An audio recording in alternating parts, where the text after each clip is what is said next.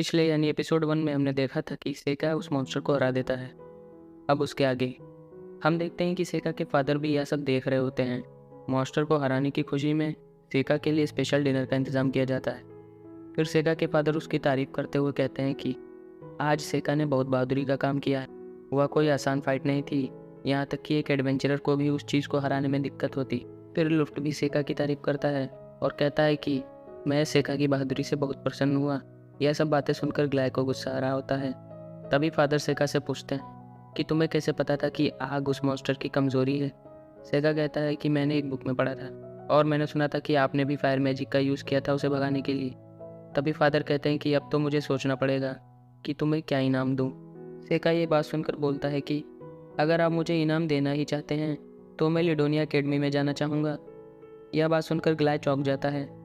फिर फादर सेका की मेहनत को याद करके सेका को हाँ बोल देते हैं। ग्लाय को यह बात अच्छी नहीं लगती है। तभी फादर सेका से कहते हैं कि मेरे मान जाने से तुम वहाँ नहीं पहुँच जाओगे, तुम्हें एंट्रेंस एग्ज़ाम भी पास करना होगा। सेका ईफा को साथ ले जाने की रिक्वेस्ट करता है।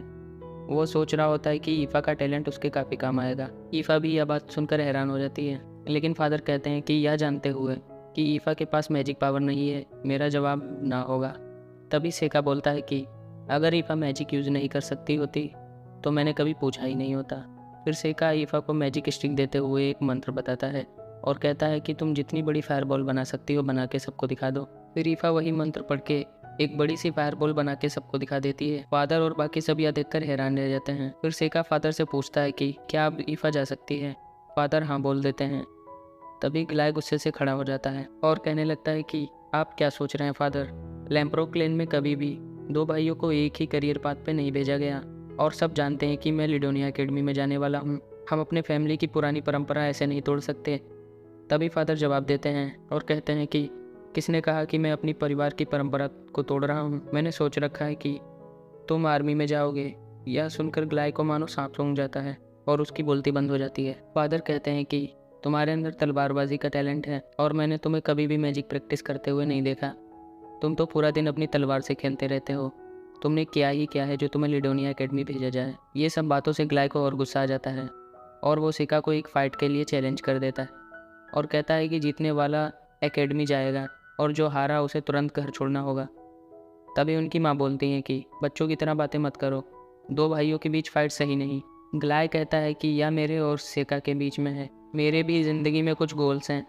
फिर उनके फादर बोलते हैं कि यह बात पक्की होती है, तुम और सेका कल सुबह 9 बजे लड़ोगे और कोई असली तलवार और मिड रैंक से ज़्यादा बड़ा मैजिक यूज़ नहीं किया जाएगा। लड़ाई का जज मैं हूँगा। फिर सीन चेंज होता है और हम देखते हैं कि सेका नए टेल्समैन बना रहा है। तभी यूकी पूछती है कि क्या आप तुम उसे मार दोगे। सेका कहता है नहीं। फिर दरवाजे पे कोई नॉक करता है। सेका दरवाज़ा खोलता है तो वहाँ लुफ्ट होता है। लुफ्ट कहता है कि मुझे पता था कि तुम जाग रहे होगे, क्या मैं तुमसे कुछ बात कर सकता हूँ। फिर लुफ्ट बोलता है कि मुझे पता है कि अब काफ़ी देर हो चुकी है, लेकिन फिर भी हैप्पी बर्थडे। और वो सेका को एक गिफ्ट देता है। सेका गिफ्ट खोलकर देखता है तो उसमें एक ग्लास का पेन होता है। तभी लुफ्ट सेका से माफ़ी मांगता है और कहता है कि मुझे मालूम है कि मैंने तुम्हारे साथ उतना अच्छा व्यवहार नहीं किया, और कहता है कि मुझे गर्व है कि मैं तुम्हारा भाई हूँ। फिर लुफ्ट सेका से ग्लाई पे इजी जाने के लिए कहता है और सेका से कहता है कि मन लगा के पढ़ाई करना। तभी सेका कहता है कि मुझे लगता है तुम एक अच्छे लॉर्ड बनोगे। लुफ्ट कहता है कि काश तुम्हारी ये बात सच होती। फिर लुफ्ट वहाँ से चला जाता है। सेका अपने पेन की ओर देख रहा होता है। तभी उसे खतरे की भनक लगती है। वो यूकी को छुप जाने के लिए कहता है। अचानक से विंडो से एक तेज़ हवा का झोंका आता है। सेका जब विंडो से बाहर देखता है तो पता चलता है कि वहाँ ग्लाय खड़ा है। वो सेका से कहता है कि नीचे आओ और मुझसे लड़ो। सेका वहाँ चला जाता है और कहता है कि तुम कल तक इंतज़ार नहीं कर सकते थे क्या। ग्लाय उसे शटअप कहता है और कहता है कि उसे फादर ने जो कंडीशंस बताई थी वो सब भूल जाओ। अब हम छोटे बच्चे नहीं रहे, हम पूरी ताकत से लड़ेंगे और जब तक कि तुम सरेंडर ना कर दो या हार ना मान लो, और चूँकि तुम इस फाइट में हारोगे तुम कल के मैच से पीछे हट जाओगे। सेका उसे बोलता है कि मिड रैंक से हाई मैजिक घातक हो सकता है। ग्लाय उस पर हमला कर देता है यह कहते हुए कि मुझे परवाह नहीं। उसे लगता है कि उसने सेका को हरा दिया, लेकिन सेका को उसके मैजिक का कोई असर नहीं होता है। फिर ग्लाय बहुत ट्राई करता है सेका को हराने की, लेकिन वो सेका का कुछ बिगाड़ नहीं पाता। तभी सेका एक टेल्समैन का यूज़ करता है और ग्लाय को एक जगह पे जाम कर देता है। अब ग्लाय अपनी जगह से हिल नहीं सकता। फिर वो उसी टेल्समैन का हाथ मरोड़ता है, जिससे दर्द ग्लाय को होता है। ग्लाय की फट जाती है। ग्लाय कहता है, तुम हो क्या, कोई मॉन्स्टर? और हार मान लेता है। फिर सेका उसे सुबह के मैच से पीछे हट जाने के लिए बोलता है। तब ग्लाय बेहोश हो जाता है। तभी यूकी सेका के बालों से निकलती है और पूछती है कि क्या तुम उसे जिंदा छोड़ दोगे? उसने तुम्हारी पावर्स देख ली, अब उसे तुम पर शक हो गया है। सेका बोलता है कि वो अपना प्लान बर्बाद नहीं जाने दे सकता है। फिर हमें पता चलता है कि छिपकली वाले मॉन्स्टर का हमला करना, सेका का उसे हराना, सब सेका ही का प्लान था। उसने इसके लिए 6 महीने तक तैयारी की थी। हमें दिखाया जाता है कि सेका ने अपने एक शिकिगामी को भेजकर उस छिपकली डीमन को उसके घोंसले से इधर लाने के लिए कहा था। तभी यूकी कहती है कि इस दुनिया में सब लोग बहुत कमज़ोर हैं तुम्हारे मुकाबले, तुम्हें ये सब करने की क्या ज़रूरत थी? सेका कहता है कि मत भूलो, मुझे मेरी पिछली ज़िंदगी में इन्हीं कमज़ोर लोगों ने मार दिया था। मैं इस बार यह गलती नहीं कर सकता। मैं इस बार सबकी तरह एक आम इंसान बनकर जीना चाहता हूँ। फिर सेका ग्लाय को लेकर वहाँ से चला जाता है। अब स्प्रिंग का सीज़न आ चुका है। हम देखते हैं कि सेका और रीपा लिडोनिया जाने के लिए तैयार हैं। लुफ्ट उन्हें गुड बाय बोलने के लिए खड़ा होता है। लुफ्ट कहता है कि फादर किसी वजह से नहीं आ सके, लेकिन उन्होंने कहा है कि मेहनत करते रहना और ईफा सेका का ख्याल रखना और छुट्टियों में आते रहना। फिर सेका और ईफा अपने सफ़र पर निकल लेते हैं। फिर हम देखते हैं कि सेका ईफा को एक नेकलेस देता है। वह बताता है कि ये नेकलेस मैजिक स्टोन से बना है, ये तुम्हारी हेल्प करेगा। ईफा बहुत खुश होती है और उसे थैंक्स कहती है। सेका मन ही मन सोचता है कि ईफा का गोल एलिमेंटल मैजिक सीखना है। वह जितना ज़्यादा ताकतवर बनेगी, मेरा उतना ही फ़ायदा होगा। थोड़ी देर बाद हम देखते हैं कि सेका की तबीयत सही नहीं है, क्योंकि उसे मोशन सिकनेस है। तभी ईफा गाड़ी से बाहर देखती है और कहती है, हम बस पहुंच ही गए। हमें लिडोनिया सिटी दिखाई देती है। फिर सीन बदलता है और हम फादर को देखते हैं। वो कहते हैं कि सेका पहुंचने ही वाला होगा। और फिर वो कहते हैं कि 12 साल हो गए सेका को मेरे पास आए हुए। फिर 12 साल पहले की कहानी दिखाई जाती है, जब एक औरत सेका को उसके पास लाती है और गायब हो जाती है। फादर देखते हैं कि ये तो गिलबर्ट का बेटा है। फिर वो बताने लगते हैं कि गिलबर्ट उनका छोटा भाई है। उसे बचपन से ही नोबिलिटी में दिलचस्पी नहीं थी, उसे तो दुनिया देखनी थी।